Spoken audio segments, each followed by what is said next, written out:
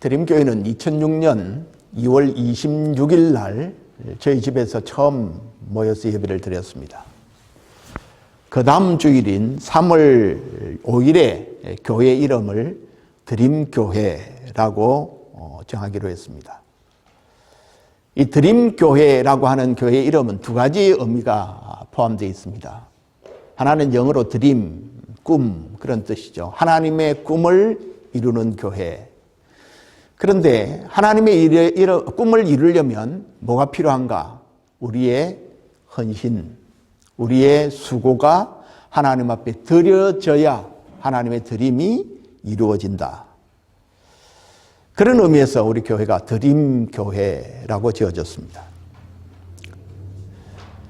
4월 2일에 4월 첫 주에 크로스 앤드 크라운 루트란 교회를 빌려서 이제 예배를 드리기 시작을 했고요. 그러다가 4개월을 채우지 못하고 7월 23일에 프레젠트 프렌드 바프티스트 처치로 예배 장소를 옮겼습니다. 거기에서 지난주까지 15년 3개월을 예배했습니다.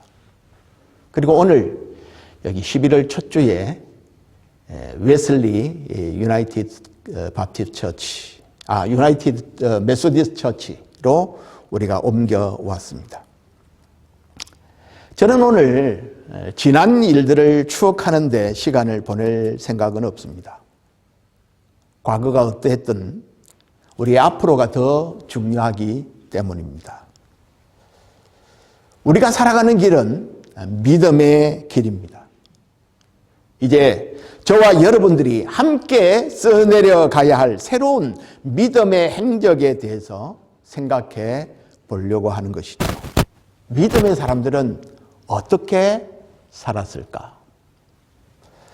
믿음의 명예의 전당에 기록되어 있는 그 믿음의 선진들의 믿음을 살펴보면 우리가 어떻게 믿음의 삶을 살아야 하겠다고 하는 그 방향을 찾을 수 있을 것 같습니다.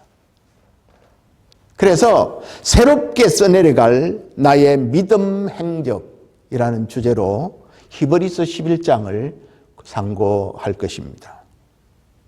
그 전에 오늘 우리에게 주어진 본문은 우리가 삶을 살아가다가 이런저런 이유로 우리의 믿음이 흔들릴 수 있는데 믿음이 흔들리는 성도들에게 믿음의 확신을 주기 위한 히브리서 저자의 권면입니다. 그 권면의 주제는 참된 믿음은 인내를 필요로 한다고 하는 것이죠.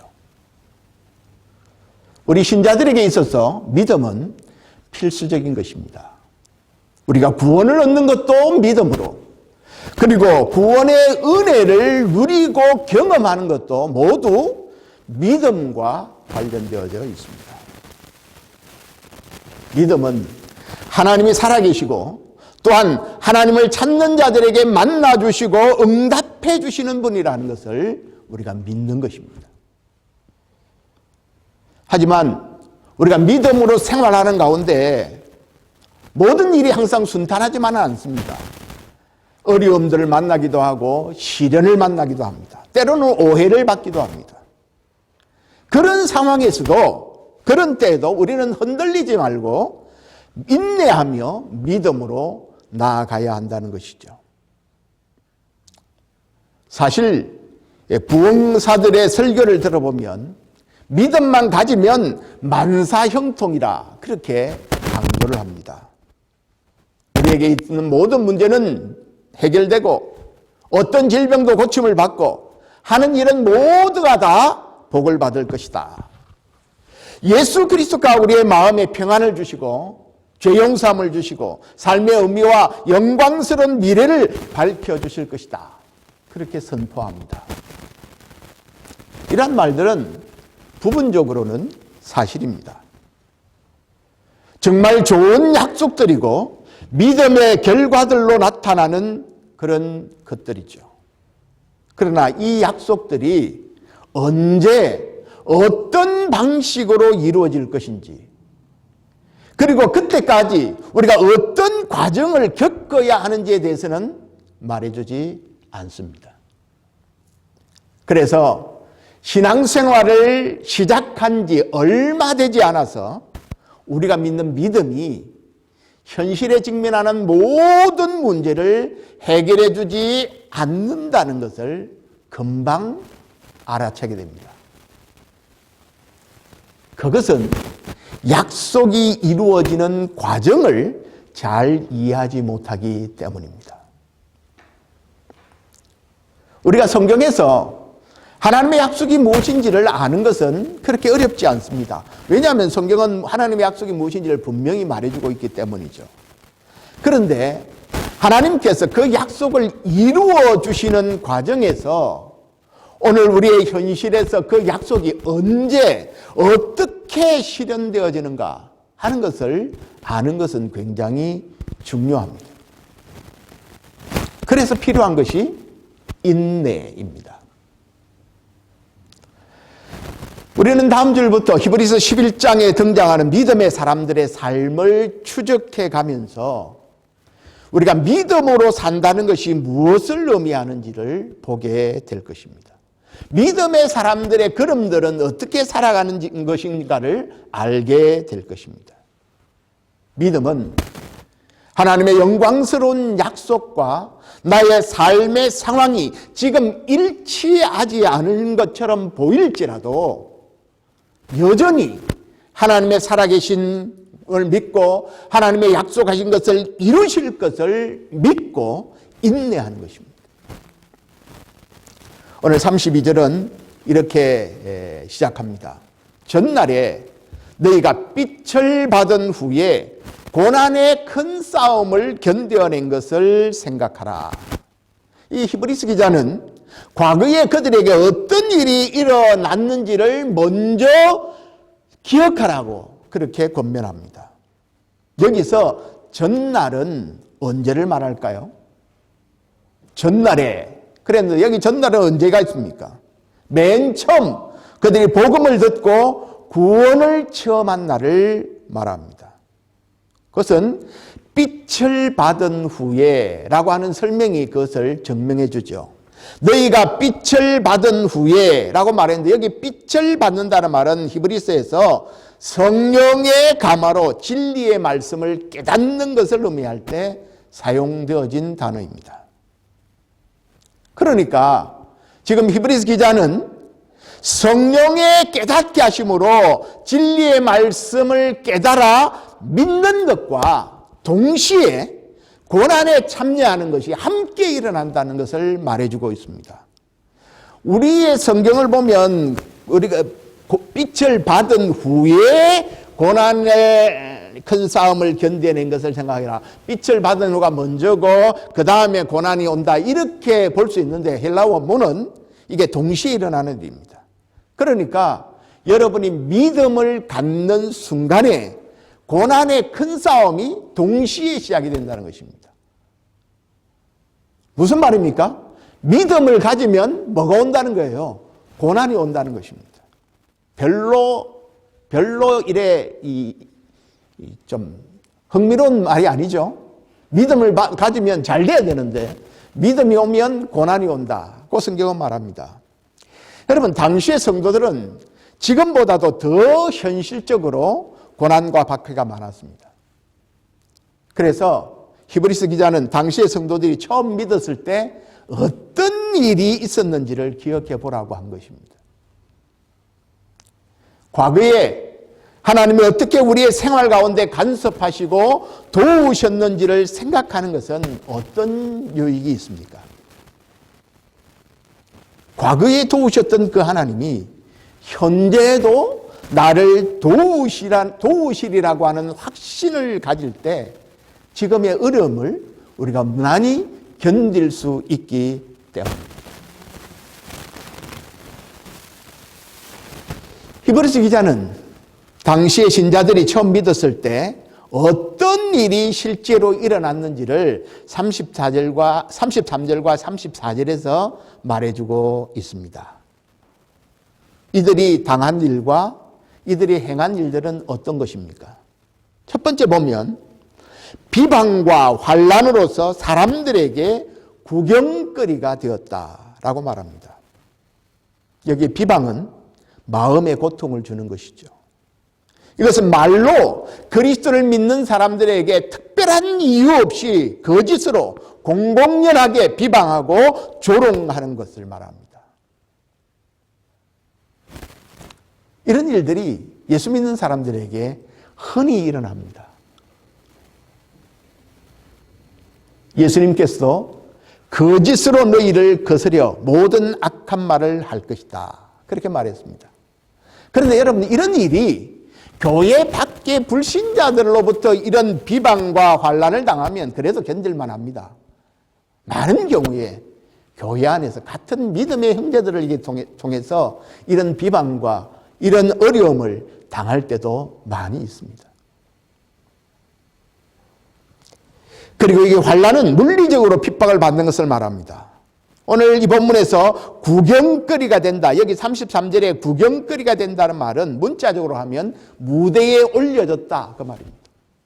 사람들을 무대에 올려놓고 공공연히 비방하고 헐뜯고 조롱한다는 것입니다. 이런 일들이 예수 믿는 사람들에게 일어나는 일이라는 것이죠. 여러분 가운데 벤허나 코바디스 같은 로마의 통치 시대를 배경으로 하는 영화를 보신 분들이라면 이런 현장들을 보았을 것입니다. 원형 경기에서 로마의 시민들이 지켜보는 가운데 사자들과 싸운다든지 금투사들과 싸우게 해서 죽게 하는 것들을 보았을 것입니다. 신자들이 공개석상에서 공개적으로 조롱과 환난을 당했던 것이죠.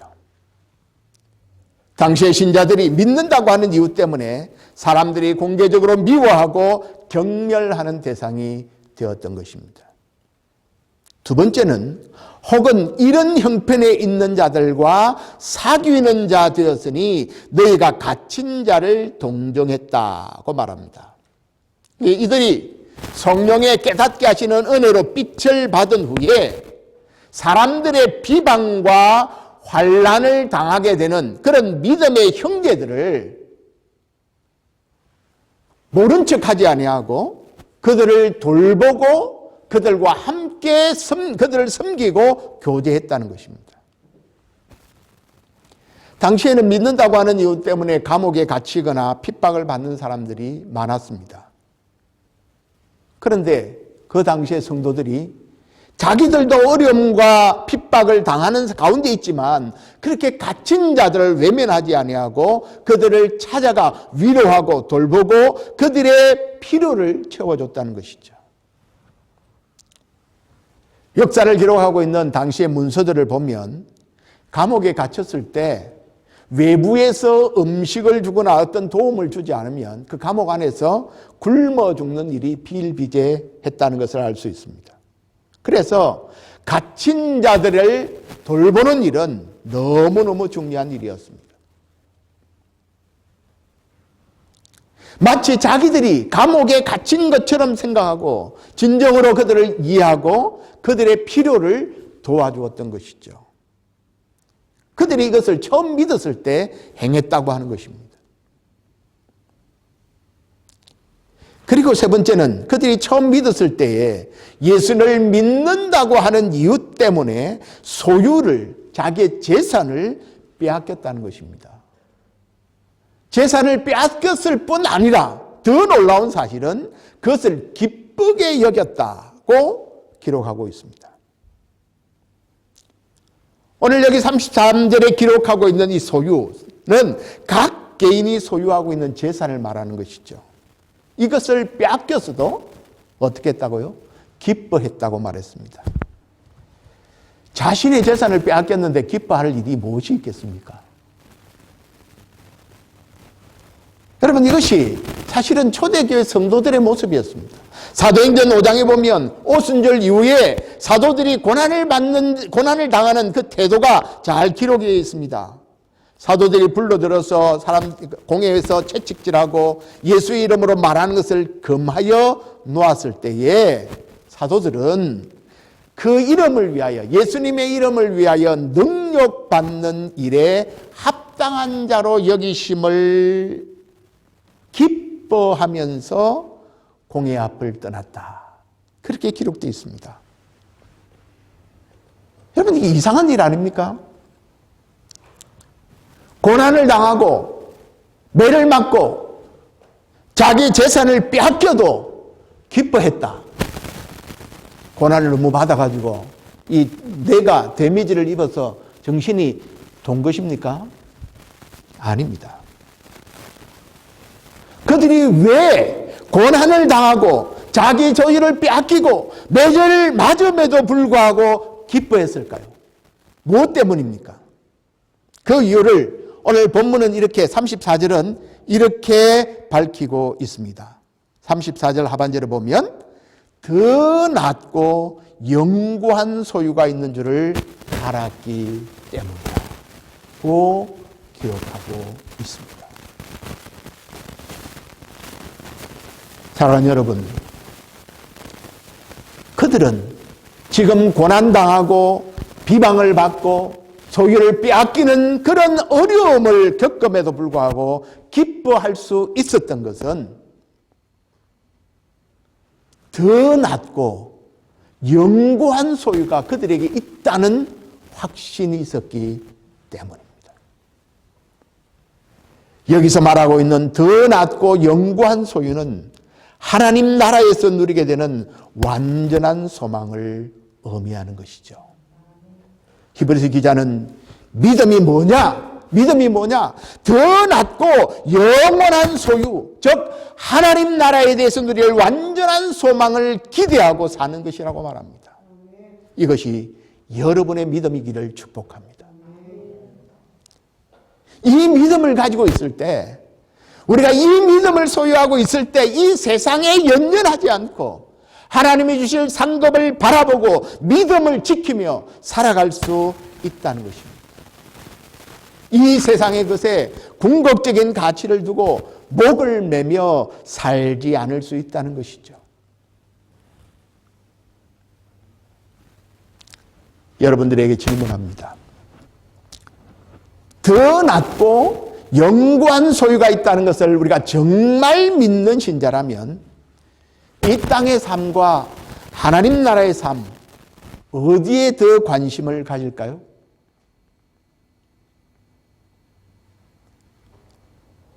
이 땅의 보물을 쌓는 것과 하나님 나라를 위해서 하나님 나라의 보물을 쌓는 것, 어디에 더 힘을 쏟을까요?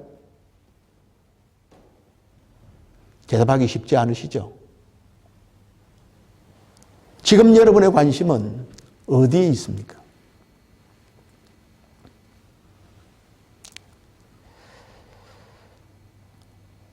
제가 목회를 돌아보면, 샬롯에서의 16년의 목회를 돌아보면 전략적 수정이 좀 필요하다, 그런 생각이 듭니다.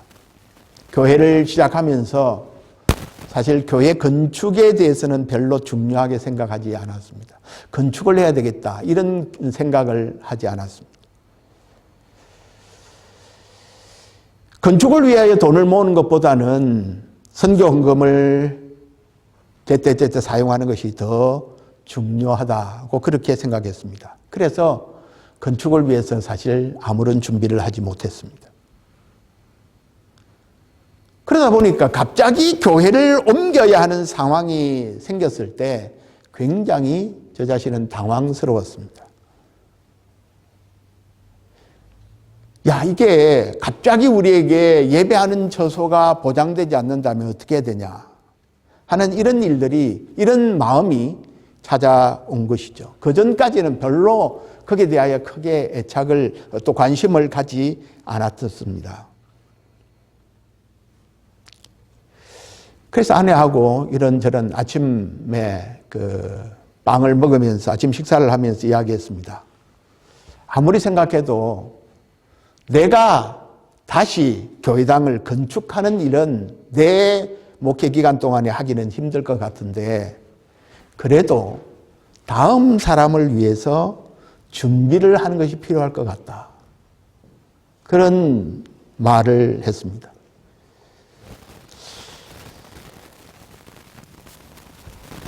교인들이 어려우니까 뭐 건축 헌금에 대한 이야기를 하고 건축 헌금을 작정하고 그렇게 할 필요는 없을 것 같다. 우리가 은퇴를 위해서 준비할 돈을 우리는 하나님 건축하는 일에 먼저 드리면 좋겠다.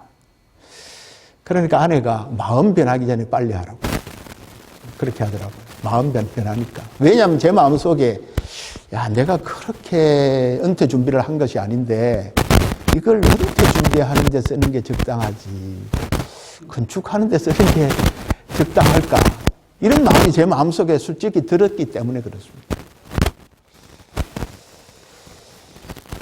야, 오늘 소문 나겠는데 잘못하면 와, 드림교회 건축한다 하더라. 드림교회 가면 건축 헌금해야 한다더라. 이래서 혹시 안 오실 사람들이 생기지 않을까 그런 염려가 되기도 합니다. 걱정하지 마십시오. 당장 건축할 계획을 갖고 있는 건 아닙니다. 그런데 제가 이 본문을 묵상하면서 또 새롭게 교회당을 옮기면서 더 낮고 영구한 하나님의 나라가 있다고 말을 하면서 내가 이 땅에 사는 것에 집착을 해서 그것에 우선한다면 그것은 바른 믿음이 아닐 것 같다 하는 생각을 하게 된 것입니다. 믿음이 생기면 하는 것이죠. 믿음이 생기면 찾아와서 하게 되고요. 믿음이 없으면 있는 사람도 그냥 도망갑니다. 그러니까 이것은 믿음으로 하는 것이지 억지로 하는 것이 아니라는 생각이죠.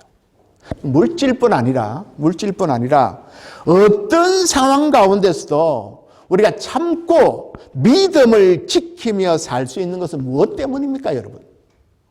우리가 무엇 때문에 이 세상에 고난이 있어도 어려움이 있어도 손해를 봐도 또 사람들이 오해를 하고 나에게 비방을 해도 우리가 끝까지 믿음을 지키는 이유가 무엇 때문입니까?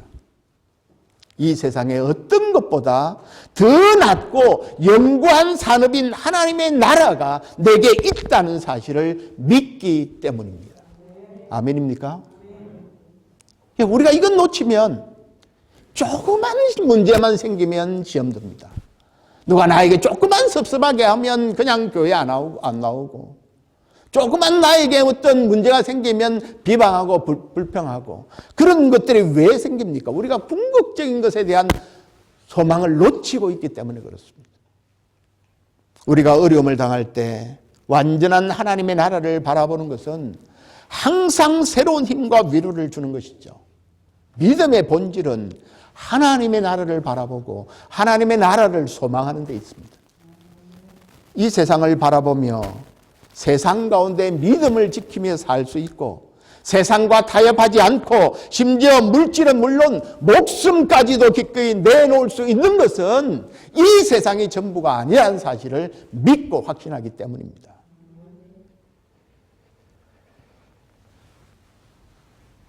히브리서 저자가 당시 성도들이 처음 믿음을 가졌을 당시의 믿음 생활을 회상하는 이유가 어디에 있을까요? 그게 아주 중요한 이유가 있습니다. 그것은 그들이 현재 처해 있는 어렵고 고통스러운 상황 가운데 믿음을 저버리지 말고 하나님의 약속하신 말씀을 믿고 살아야 한다는 것이죠. 그래서 처음 믿었을 때 행한 일부터 기억하라고 한 것입니다. 결론은 이것입니다. 자, 35절을 같이 읽읍시다. 35절, 지금 히브리 저자가 말하려고 하는 말씀의 결론은 이것입니다. 35절 시작. 그러므로 너희 담대함을 버리지 말라. 이것이 큰 상을 얻게 하느니라. 아멘. 여기서 담대함이란 말은 확신이라고 번역할 수 있는 말입니다. 그러니까 더 낮고 영구한 산업이 있다는 확신을 버리지 말라는 것이죠. 자, 여기 히브리서 기자의 32절에서 35절을 이렇게 풀어서 해석하면 이렇습니다. 여러분은 성령이 말씀을 깨닫게 하심으로 처음 그리스도인이 되었을 때부터 고난을 받지 않았습니까? 악한 말로 비방을 받고 핍박을 받아서 사람들의 구경거리가 되기도 하고 여러분의 재산을 빼앗기기도 했지만 오히려 그런 상황을 기쁨으로 받아들이지 않았습니까? 그것은 이 세상의 그 어떤 것보다 더 낫고 영원하며 영광스러운 기업이 있다는 것을 알았기 때문이 아닙니까? 여러분, 이 확신을 버리지 마십시오. 히브리서 기자가 이 확신을 버리지 말라고 당부하는 실제적인 이유를 36절이 설명하고 있습니다.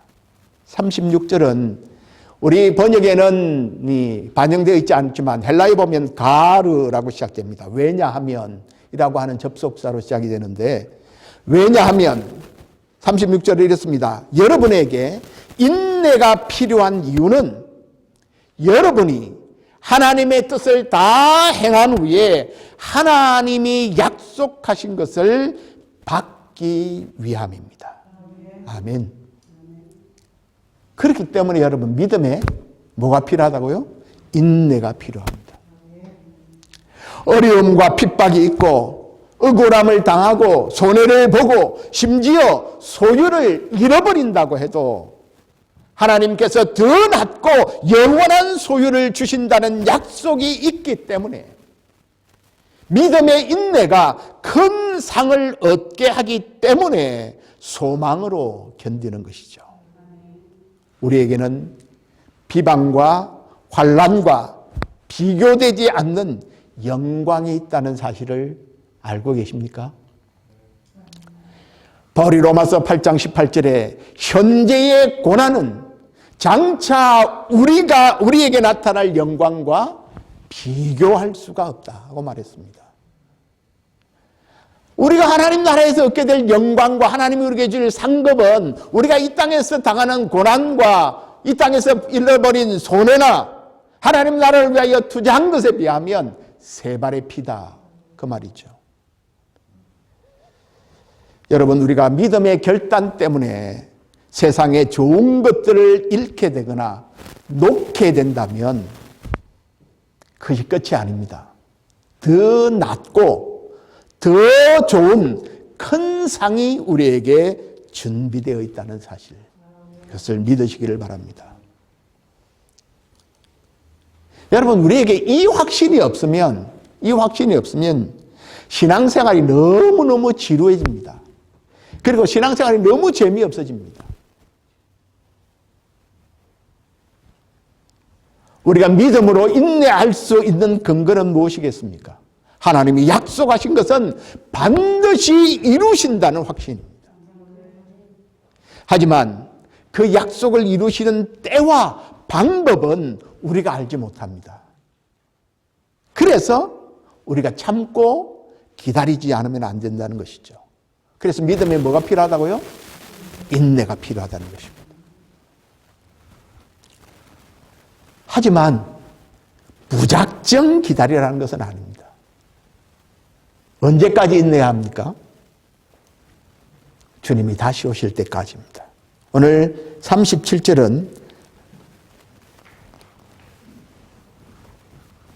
하박국 선지자의 말씀을 인용해서 우리에게 전해줍니다. 잠깐 후면 오실 이가 오시리니 지체하지 아니하리라. 여기 오실 이가 누굴까요? 다시 오실 예수 그리스도십니다. 메시아가, 그리스도가 다시 오시는데 지체하지 않는다는 말했습니다. 그런데 문제는 주님의 재림이 지체되는 것처럼 보인다는 것이죠. 주님의 재림이 지체되는 것처럼 보이는 이유, 우리 드림교회 성도들은 두 가지 이유를 알 것 같은데 대답하실 수 있겠습니까? 이미 여러 번 말씀을 드렸는데요. 베드로 사도에게 배운 것, 첫째는 하나님의 시간과 우리의 시간이 다르다는 것입니다. 하나님의 시간 계산과 우리의 시간 계산이 다르다는 것이죠. 두 번째는 뭔가요? 하나님의 자비하심 때문입니다. 자, 베드로후서 3장 8절과 9절에 이렇게 말합니다. 사랑하는 자들아, 죽게는 하루가 1000년 같고 1000년이 하루 같다는 이 한 가지 사실을 잊지 마라. 우리의 계산과 주님의 시간 계산이 다르죠. 9절에 주의 약속은 어떤 이들이 더디다고 생각하는 것까지 더딘 것이 아니라 오직 주께서는 너희를 대하여 오래 참으사 뭐 하기 위해서? 아무도 멸망하지 아니하고 다 회개하기에 이르기를 원하시기 때문이라고 말합니다. 하나님의 택한 백성을 하나라도 더 구원하여 그들이 멸망하지 않게 하기 위하여 하나님이 기회를 주고 있는 것이죠. 그러나 그 기회가 영원하지 않습니다. 10절에 보면 그러나 주의 날이 도둑같이 오리니 그날에는 하늘이 큰 소리로 떠나가고 물질이 뜨거운 물에 풀어지고 땅과 그 중에 있는 모든 일이 드러나리로다. 그날이 곧 옵니다. 사랑하는 여러분, 우리가 다시 오실 주님에 대한 소망을 놓치게 되면 눈앞에 현실에 집착하게 되고요. 하나님이 우리에게 보여주는 큰 그림을 우리가 잊어버리게 됩니다. 저는 우리 믿음의 가족들이 주님이 다시 오신다는 사실을 명심하고 주님 맞을 신부로서 살아가기를 소망합니다. 제가 어느 날 드림교회 목회를 마칠 때 제가 마지막으로 설교할 성경은 요한계시록입니다.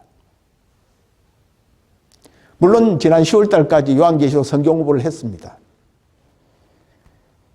그러나 마지막 나의 말씀은 요한계시록 강해로 마칠 것입니다.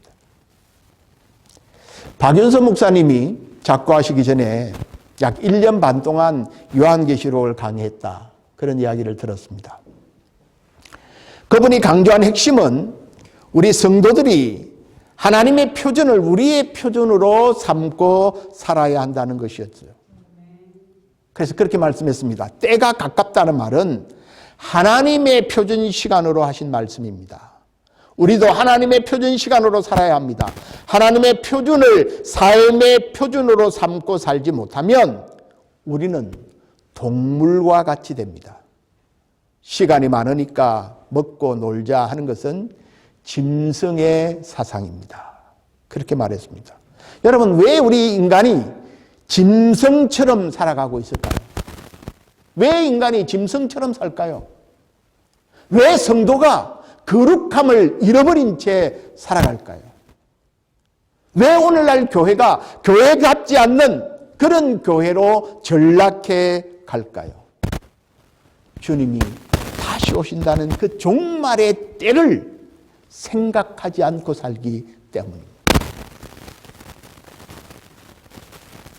성경은 완전한 하나님의 나라를 경험할 수 있는 것은 주님이 재림하시는 날이라고 말합니다. 우리는 그 날이 언제인지 알지 못합니다.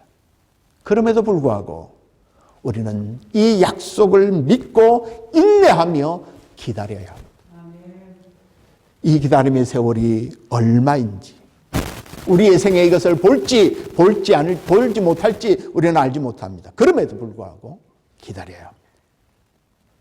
초대교회로부터 주님이 오셔서 이루게 될 완전한 하나님의 나라를 우리가 인내하며 기다려야 합니다. 많은 사람들이 그 기다림이 길다고 믿음을 포기하기도 합니다. 그러나 믿음은 하나님의 약속하신 것은 반드시 언젠가는 이루어진다는 것을 믿고 그것을 붙들고 나아가는 것입니다. 우리가 시편 42편을 보면 참으로 마음 아픈 상황을 보게 됩니다. 그것은 하나님을 섬기는 신자들이 이 땅의 삶을 살아가면서 어려움에 빠지게 되고, 신자들이 어려움에 빠진 것을 불신자들이 조롱하며 네가 믿는 하나님이 어디 있느냐라고 조롱하는 현상입니다. 여러분, 불신자들이 네가 믿는 하나님이 어디 있느냐라고 하는 이런 말에 내포되어 있는 그 생각이 무슨 생각입니까? 네가 믿는 하나님이 살아계시면 네가 그런 어려운 일을 당할 때 그냥 왜 가만두시냐? 네 하나님 없어. 그런 조롱이 아니겠습니까? 그런 조롱 앞에 우리는 참 마음이 무너질 때가 많습니다. 그때 시인은 이렇게 기도했죠. 주여, 눈물이 주야로 내 음식이 되었습니다. 하나님 앞에 눈물로 고백할 수밖에 다른 방법이 없는 것입니다. 하나님께서 그 백성과 함께 하시겠다고 약속하셨지만 전혀 하나님이 응답하지 않는 것처럼 보이는 때도 있다는 것입니다. 이때 믿지 않는 자들은 이것으로 인하여 실험하고 있는 우리를 보고 네 하나님이 어디 있느냐 그렇게 조롱하기도 합니다. 이때는 정말 고통스럽죠. 하지만 이때도 우리는 하나님의 신실하심을 믿고 인내하며 기다려야 합니다. 오늘 히브리서 기자는 우리가 참고 인내해야 약속이 성취되는 것을 보게 될 것이라고 말씀합니다. 우리 하나님의 변하지 않는 성품은 우리를 사랑하시는 분이시고 그분이 신실하신 분이라는 사실입니다. 그래서 우리가 믿음을 가지고 인내하며 주의 약속을 기다리는 동안에 우리가 받는 고통과 어려움까지도 하나님은 그것을 합력하여 선하게 이끌어 하시는 분이심을 믿어야 합니다. 하나님의 약속이 속히 이루어지지 않는다고 해서 또한 우리의 기도가 속히 응답되지 않는다고 해서 낙심하거나 불안해하지 마시기를 바랍니다. 하나님께서 살아계시기에 하나님의 때에 하나님의 방법으로 하나님께서 반드시 응답해 주실 것입니다. 비록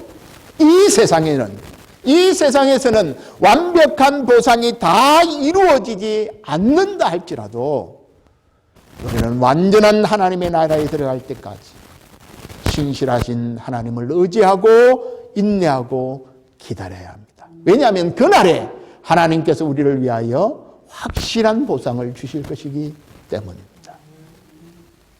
왜 우리가 인내해야 합니까?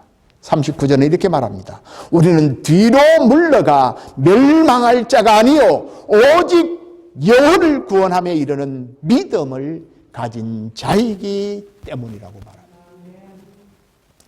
사랑하는 여러분, 아직 우리 손에 붙잡히지 않는 것이 있다 할지라도 하나님의 신실하신 약속을 붙들고 인내함으로 새롭게 우리의 믿음의 행적을 써 갑시다.